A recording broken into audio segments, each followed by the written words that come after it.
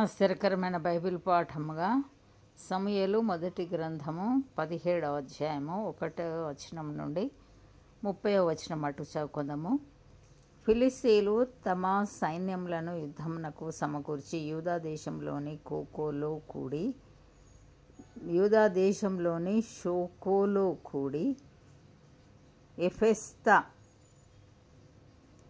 ఎఫెస్తమ్మీము దగ్గర షోకోకును అజేకాకును మధ్యను దిగి ఉండగా సౌలును ఇశ్రాయేలీయులను కూడి వచ్చి ఏలా లోయలో దిగి ఫిలిస్తీయులకెదురుగా యుద్ధ పంక్తులు తీర్చిరి. ఫిలిస్తీయులు ఆ తట్టు పర్వతం మీదను ఇశ్రాయేలీయులు ఈ తట్టు పర్వతం మీదను నిలిచి ఉండగా ఉభయుల మధ్యను ఒక లోయ ఉండెను.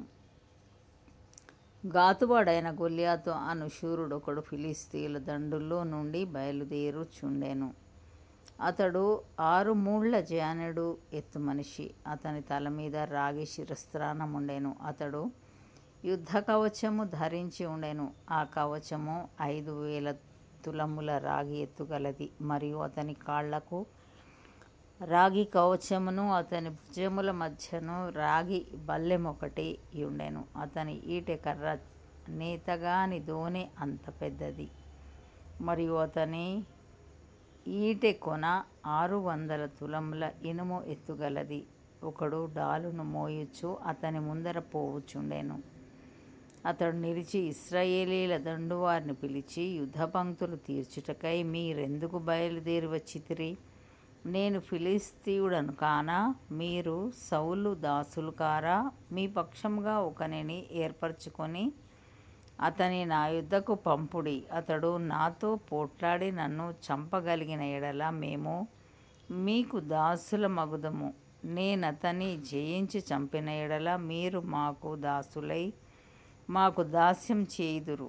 ఈ దినమున నేను ఇశ్రాయేలీయుల సైన్యములను తిరస్కరించుచున్నాను. ఒకరిని నియమించిన ఎడల వాడును నేనును పోట్లాడుదుమని ఆ ఫిలిస్తీయుడు చెప్పుచూ వచ్చెను. సౌలును ఇశ్రాయేలీయులందరూ ఆ ఫిలిస్తీయుని మాటలు వినినప్పుడు బహుభీతులైరి. దావీదు యూదా బేత్లెహేము వాడగు ఎఫ్రాతీయుడైన యెష్షయి అనువాని కుమారుడు. యెష్షయికి 8 కుమారులుండిరి. అతడు సౌలు కాలమందు జనులలో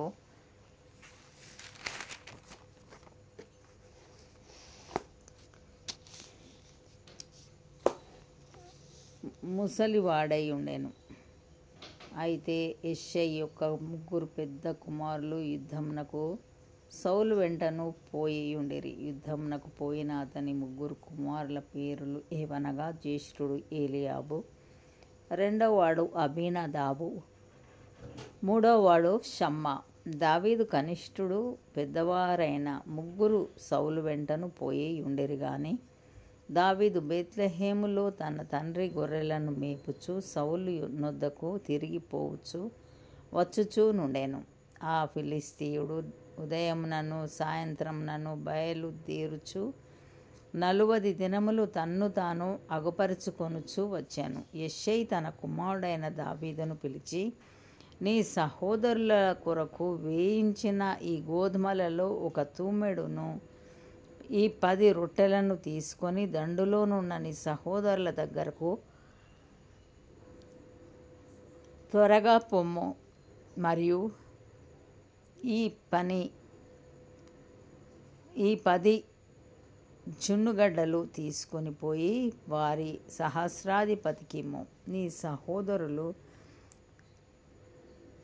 సహోదరులు క్షేమముగా నున్నారో లేదో సంగతి తెలుసుకొని వారి యొద్ద నుండి ఆనవాలొకటి తీసుకొని రమ్మని చెప్పి పంపివేశాను.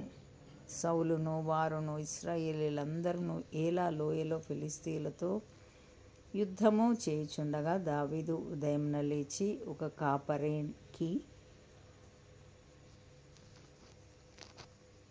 కాపరికి గొర్రెలను అప్పగించి ఆ వస్తువులను తీసుకొని యెష్షయి తనకిచ్చిన ఆజ్ఞ చొప్పున ప్రయాణమైపోయాను. అయితే అతడు కందకమునకు వచ్చినప్పటికీ వారును వీరును పంక్తులుగా తీరి జయము జయమని అరుచుచు యుద్ధమునకు సాగుచుండిరి. సైన్యమునకు ఎదురై ఇశ్రాయేలీయులను ఫిలిష్తీయులను యుద్ధ సన్నద్ధులై బయలుదేరుచుండిరి. దావీదు తాను తెచ్చిన వస్తువులను సామాగ్రిని కనిపెట్టు వాని వశము చేసి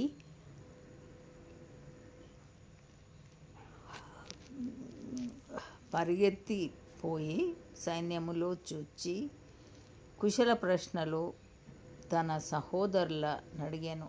అతడు వారితో మాట్లాడుచుండగా గాతు ఫిలిష్తీయుడైన గొల్యాతు అను శూరుడు ఫిలిష్తీయుల సైన్యంలో నుండి వచ్చి పై చెప్పిన మాటల చొప్పున పలకగా దావీదు వినెను. ఇశ్రాయేలీయులందరూ ఆ మనిషిని చూచి మిక్కిలి భయపడి వాని ఎదుట నుండి పారిపోగా, ఇశ్రాయేలీయులలో ఒకడు వచ్చుచున్న ఆ మనిషిని చూచితిరే, నిజముగా ఇశ్రాయేలీయులను తిరస్కరించుటకై వాడు బయలుదేరుచున్నాడు. వానిని చంపిన వానికి రాజు బహుగా ఐశ్వర్యం కలుగజేసి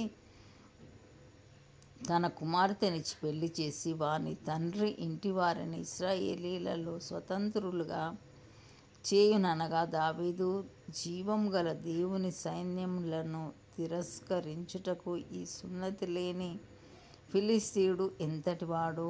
వాని చంపి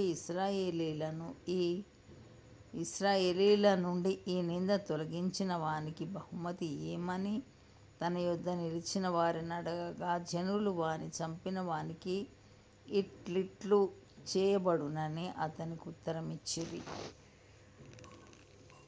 అతడు వారితో మాట్లాడునది అతని పెద్దన్నయగు ఏలీయాబునకు వినబడగా, ఏలీయాబునకు దావీదు మీద కోపం వచ్చి అతనితో, నీవిక్కడికెందుకు వచ్చితివి? అరణ్యంలోని ఆ చిన్న గొర్రె మందను ఎవరి వశం చేసితివి? నీ గర్వమును నీ హృదయపు చెడుతనమును నేనెరుగుదును. యుద్ధము చూచుటకే గదా నీవు వచ్చితివనెను. అందుకు దావీదు, నేనేమి చేసి తిని? మాట మాత్రము పలికితినని చెప్పి అతని యొద్ద నుండి తొలగి తిరిగి మరియొక్కని ఆ ప్రకారమే అడగగా, జనులు వానికి అదే ప్రకారము ప్రత్యుత్తరమిచ్చిరి. ఇంతటితో ఈ దినం కొరకైన బైబిల్ పాఠము సరి.